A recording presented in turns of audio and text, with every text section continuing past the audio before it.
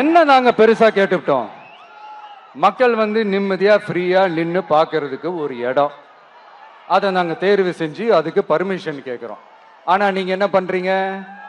அந்த இடத்தையெல்லாம் விட்டுட்டு நெருக்கடியோட, மக்கள் நெருக்கடியோட எங்கெல்லாம் நிப்பாங்களோ அந்த இடமா பார்த்து செலக்ட் பண்ணி தெரியுங்க. உங்க எண்ணம் தான் என்ன சார்?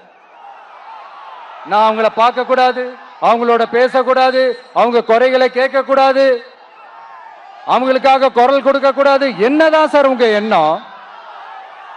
சரிங்க சார், ஒரு அரசியல் தலைவன் அப்படின்றதெல்லாம் மறந்துருங்க. ஒரு சாதாரண ஒரு தமிழ்நாட்டு மண்ணோட ஒரு மகனா, ஒரு நம்ம தமிழ் மக்களுடைய ஒரு சொந்தக்காரனா, என் மக்களை, என் குடும்பத்தை, என் சொந்தங்களை நான் பார்க்க போனா என்ன பண்ணுவீங்க?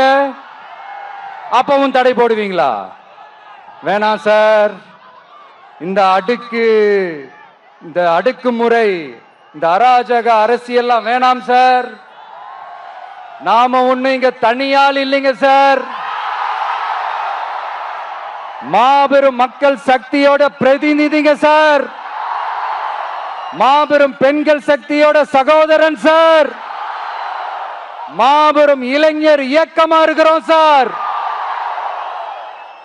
மறுபடியும் சொல்றேன், 2026 ரெண்டு பேருக்கு நடுவுல தான் போட்டியே.